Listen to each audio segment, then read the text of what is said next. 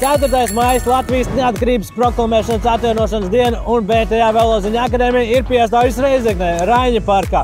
Laikapstākļi kā parasti Latvijai ir raksturīgi, taču tas neaturā Reizeknes iedzīvotājus piedalīties mūsu rīkoties aktivitātēs.